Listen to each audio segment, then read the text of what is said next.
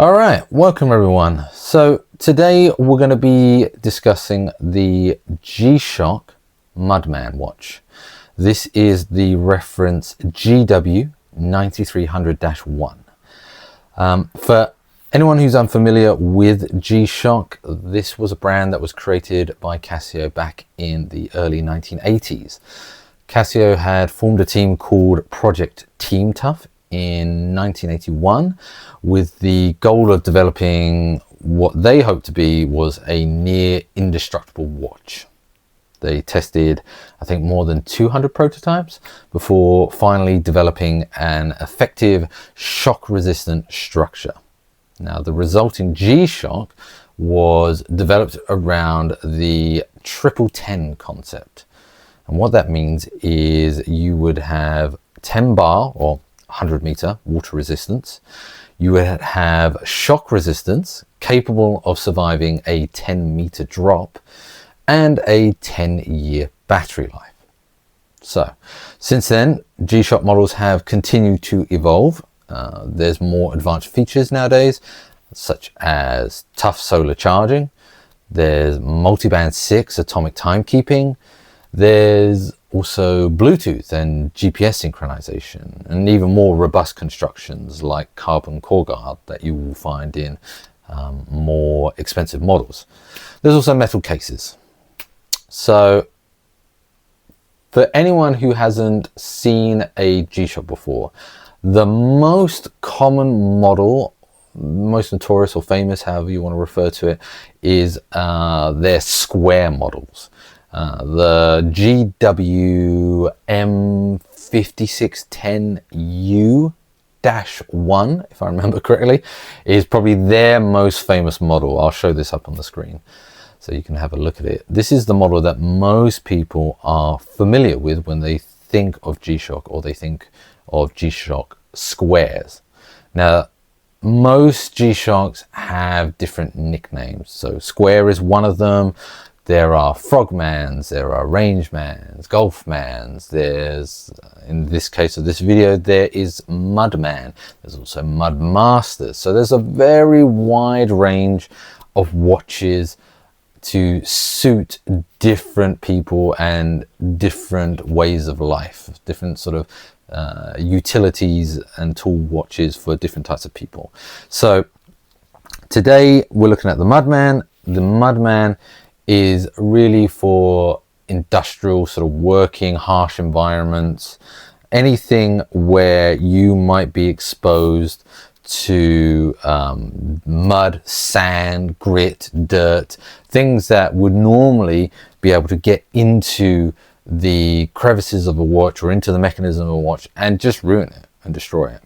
Whereas the Mudman is designed to be resistant to that. So let's have a quick look at what the Mudman looks like. So this is the Mudman at the moment on my wrist. Now I actually have a very small wrist, or not very small, but it's below average. I think my wrist is about 6.5 inches. Now the big fear for a lot of people is the size of G-Shocks. Everyone knows or should know that a G-Shock is bigger than your average watch. Let me just pull back my sleeve here and you can have a look and see actually how skinny my wrist is, which is quite skinny.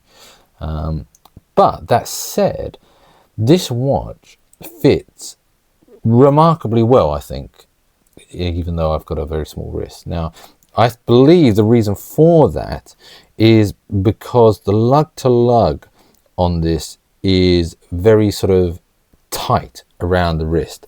You might not be able to kind of see this down the barrel, but the curvature here on the lug to lug really kind of comes down and hugs around the wrist, and that makes it so much more wearable than other types of G-Shocks. Now famously, I think the Frogman range of G-Shocks, specifically the, let's see, the GWF 1001-1, that is like the most standard sort of sized Frogman. Those do not wear well on my wrist. and that is because their lug to lug actually curves outward, and you have these horrible gaps that you can literally see air in between your wrists, and it really kind of highlights how big those watches are. I'm just going to take this off my wrist so we can have a better look at it. There are other types of Frogmen. I actually have a Frogman. It's a smaller model. It's the GW-9300B. It's like a black and gold 30th anniversary release of a Frogman, and that's actually smaller in dimensions. It still has the problem with the strap where it kind of comes out more. I can't even force these out. These are like screwed in and set in. These are like, I can't pull these back out without trying to damage the watch, you see. But these like naturally hang very snug down around the wrist, which it just makes it really, really nice fitting even on a smaller wrist. So I think if for anyone who has small wrists and wants a G-Shock, there's plenty of models out there which are going to fit you well. Square models, like the M5610U that I mentioned, that is a perfect sort of beginner watch for anyone looking to get into G-Shocks. And they're also a lot thinner. They're not as deep as, for example, the Mudman is, which is, you know, as you can see here, it's got twin sensors, so it's got some additional features that bulk out the thickness here. This is I mean, you can just see it here. You don't even need to see it on my wrist for relative sort of sizing, but you could see that is a deep watch there. Very, very sort of chunky. But other G-Shocks are a lot thinner, and so I do want to stress that like G-Shocks are a lot more wearable than I think people give them credit for. So it's worth investigating and trying them out and seeing how you get on with them. I didn't go straight to Mudman, for example. I've got loads of G-Shocks. I started off with a couple of squares actually, a couple of different squares. I had a 5000U, which was like a Japanese model, which was a bit weightier, had a better sort of build components, and just felt better quality than the 5610U. Essentially the same core digital model inside, but essentially was just a better quality build. Now, looking at the 9300 here, we can there's a few different things to kind of make note here. So first of all, you can see on the strap itself, we have a carbon filter written here. It's kind of weird. You almost see like a little bit of where it's been printed on, like around the carbon. You can see like the outline. I've never really been a huge fan of that. You don't really see it with things like protection, because I think that's kind of like engraved a bit into the resin. Whereas on here, you can kind of see where it's been printed on. I've never really been a huge fan of that because it kind of looks a little bit tacky. You see that also on the latest Mudmasters. So I have a Mudmaster GWG-B1000, and it really stands out, that sort of printed aspect. Now this doesn't actually look too bad here, but on the Mudmaster that I have, it really looks a bit tacky, and I've never really been a fan of it. Nice little buckle here. The buckle as well, I know I'm kind of picking out some nitpicks here, but the buckle itself, I've also never been quite a fan of the way it kind of comes outwards. It just seemed a bit garish to me on top of the strap, but that's like a minor nitpick. But otherwise, the actual look of this watch is actually quite nice. Now, I wouldn't have said this a few years ago before kind of getting into G-Shocks. I found them horrific looking. I was like, why would anyone want to wear these things? And I was a fan of tool watches, you know. I had a Zinn U2000, I think, which is a very big watch for many years and is very much a tool watch. But I just looked at the G-Shocks as a little bit tacky and garish, and I just didn't like it. And then I don't know what it was. There was something about the square 5610 that brought me in to it, that there was a nostalgia to it. It reminded me very much of the was it F91W, like the classic sort of Casio watch that everyone had when this back in like 1989, so going back a few years. But yeah, the actual square models gave me that sort of nostalgic feeling, but were a little bit bigger and chunkier. And once I'd kind of got past that, a lot of these other models started to appeal to me. And the look of them, where before I was like, oh god, these are horrific. I don't know, there's something about them that just kind of pulled me in and made me want to explore them. And the sort of the philosophy of G-Shocks is that these things are big and you just have to rock them as if you don't care. And there's a lot of times where I wear a bigger G-Shock, and I know they're big, and I know for a small wristed person some of my G-Shocks do look quite chunky and a bit oversized on me, but I don't care. I just, something about them now that I absolutely love. The whole point of the straps going down here, by the way, in case anyone wasn't aware, is for part of that shock resistance. When you drop the watch, the chances you're going to hit on these first, and that's going to take the impact away from the mechanism inside. Obviously, you've got other protective sort of casings around the watch. There's also inside the mechanism is kind of like floating inside, so you can't. It takes the shock resistance if it does hit on the side. Same with the crystal here. It's like a mineral crystal. Would have been nice if it was sapphire, but these are mineral crystals. So they're not easy to break, but even more so because of the fact that if you look at this bezel here that goes around the top, you can see how inset that crystal is to that. So even if this was to fall flat on the ground, that bezel is kind of protecting it. And the other thing to kind of be aware of that people, I don't think, really take appreciation of is all the sort of crevices here in the case. Like up here, you've got these little tunnel ways. And I think this is kind of mentioned also on Jim Kincaid's channel. He does a lot of G-Shock sort of reviews.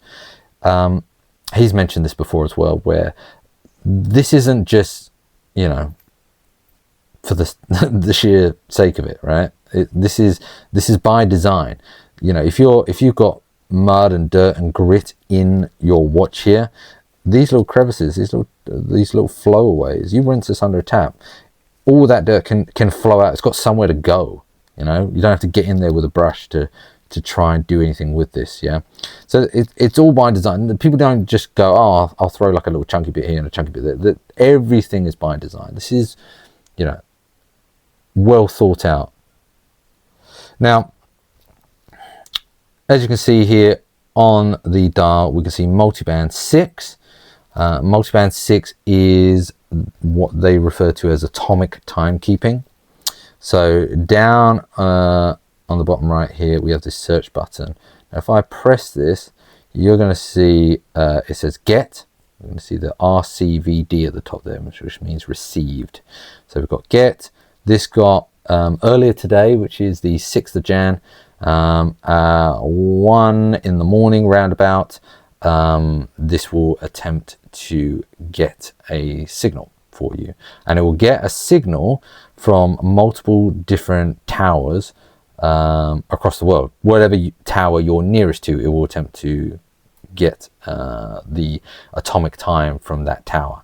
Now, I'm based in the south of England, so we have a tower here in England. There's one in Europe. There's one over in America, I believe. Now, the interesting thing with these watches, and I honestly wish I could understand how this works, or why this works like it does. But if you aren't wearing your watch to bed, right, and you just stick it on your bedside table, this will very likely fail to get a signal. Now, I just happened to wake up around about 1:30 one morning, and I forgot, I'd taken my watch off to have a shower, and I forgot to put it back on before bed. And I woke up about 1:30, and I looked at my watch, and I saw, oh yeah, it failed to receive by 1:03.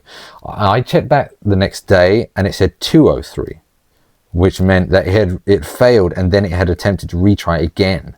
Now, I don't know if it attempted an hour later or whatever, you know, like every 5 minutes or so for a certain amount of time, but it does retry even if it does fail. If you don't like wearing a watch to bed, then people often say just, you know, leave your watch near a window, and that typically does it, and that does work for me as well.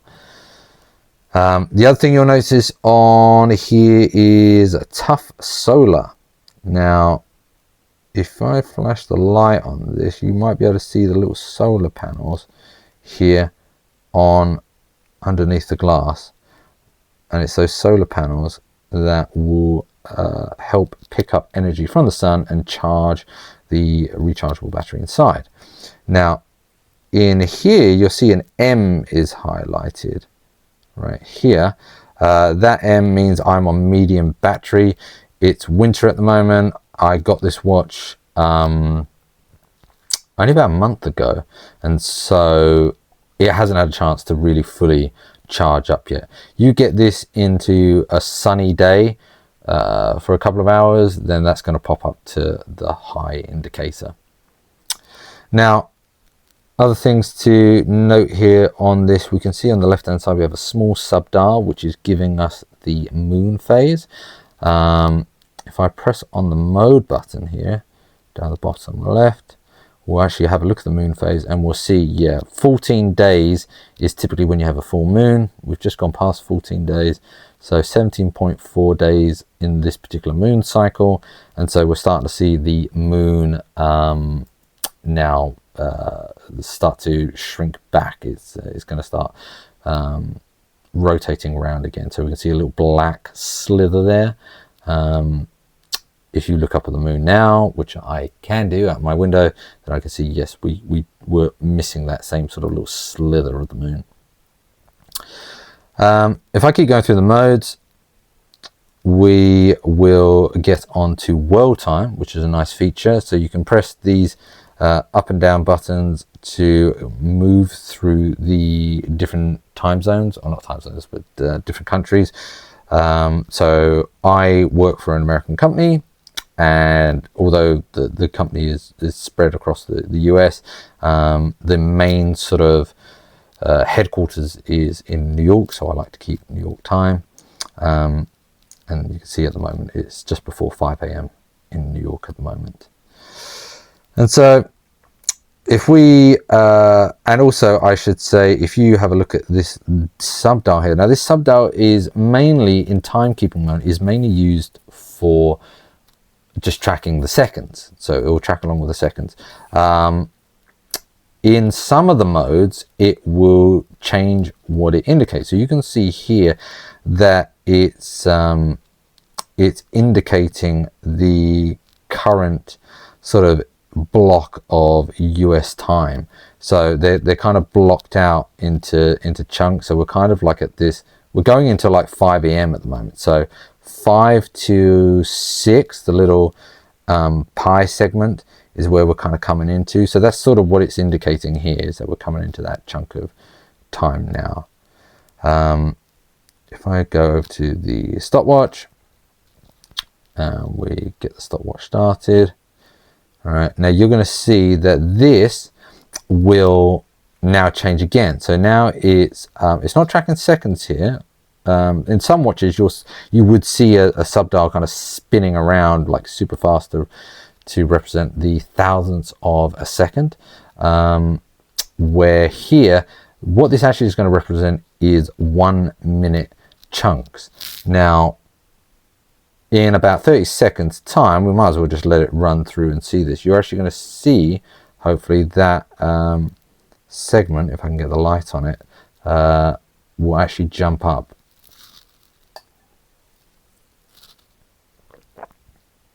So another 15 seconds, And up here you can see 0 hours. It will just keep going for 24 hours and then restart.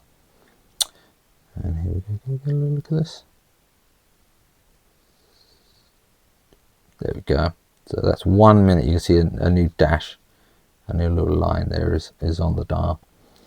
So yeah, so let's just stop this. Oh, if I can, and then do this, restart it. And we'll go over to the next mode. So the next mode is timer. So I've got mine preset to 20-minute timer.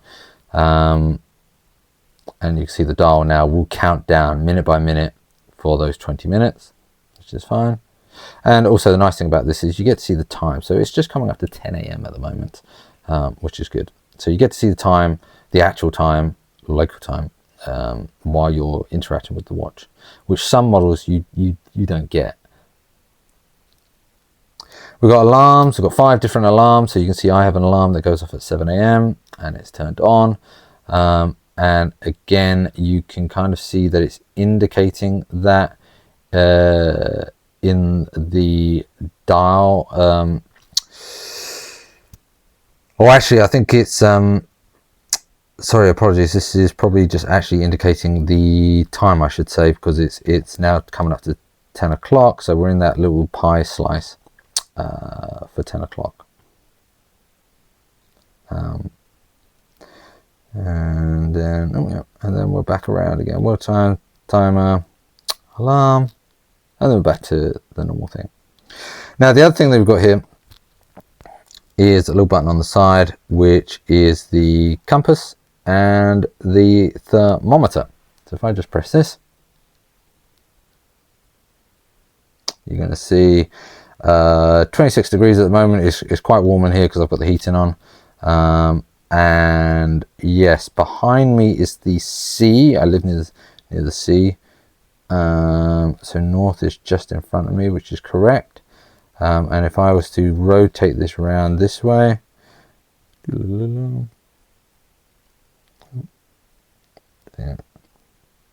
I rotate around this way, yeah, you'll see that the bigger set of lines, there's like one line that points east and west and south, and then north always has like triple lines. So you can see north is pointing this way, going upwards.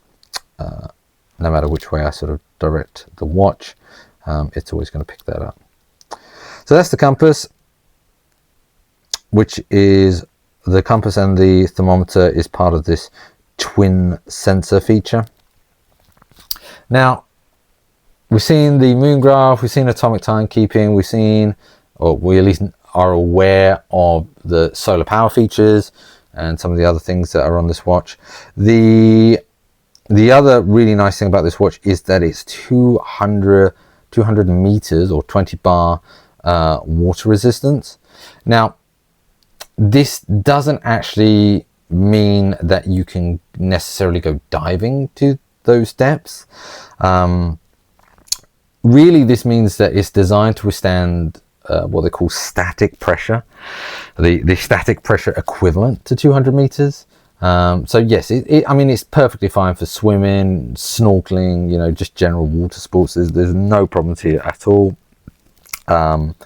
The diving aspect, though, is probably best saved for a model such as the Frogman.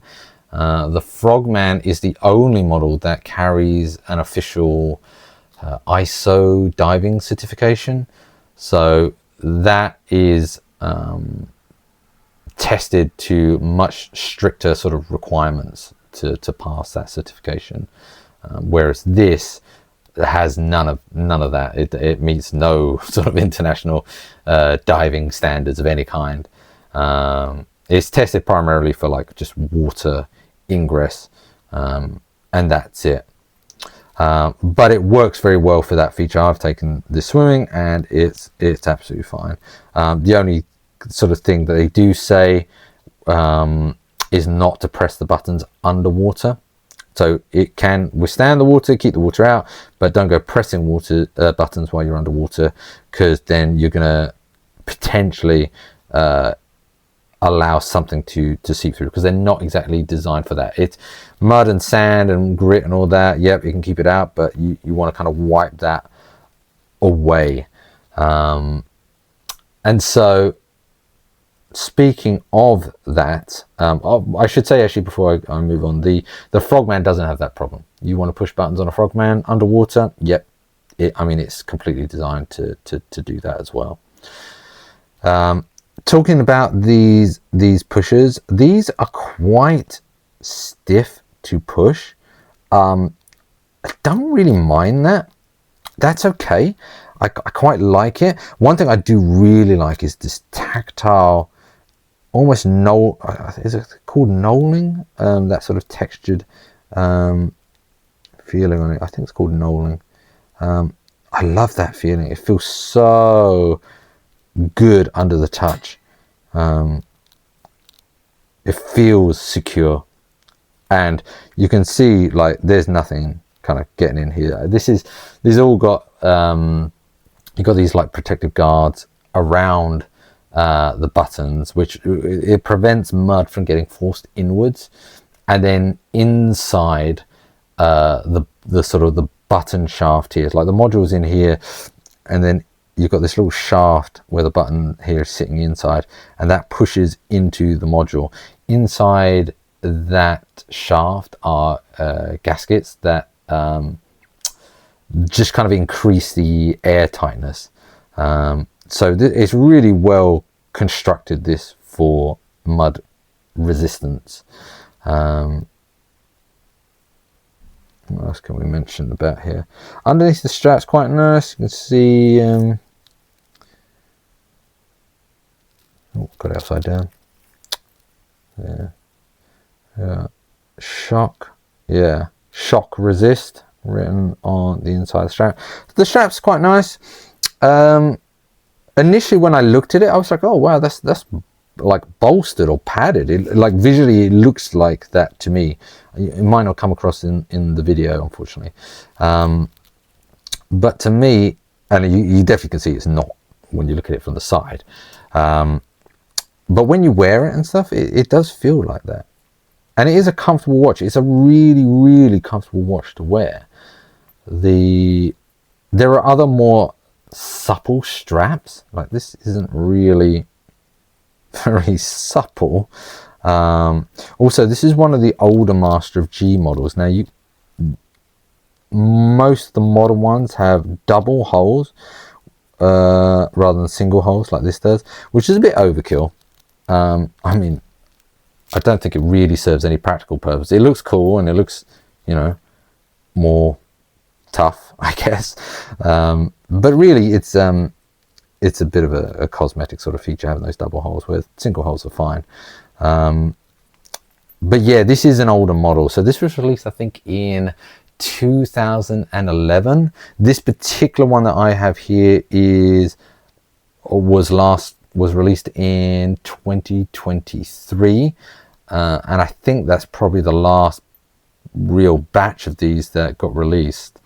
So you can still find these new on like eBay. It's obviously going to be old new stock, but they can still be found. I got this, I think it was like £200, £215. So not cheap, but at the same time, you're getting a very practical watch with some decent features in them. And it's a great fun watch. It's really, really nice. I do enjoy it. Yeah. And the more I look at it, the more I kind of see it, I just kind of fall in love with the look of it. See on this. Yeah. So yeah, there you go. That is the Mudman 9300-1 GW. Hope you enjoyed that. I'll catch you on the next one.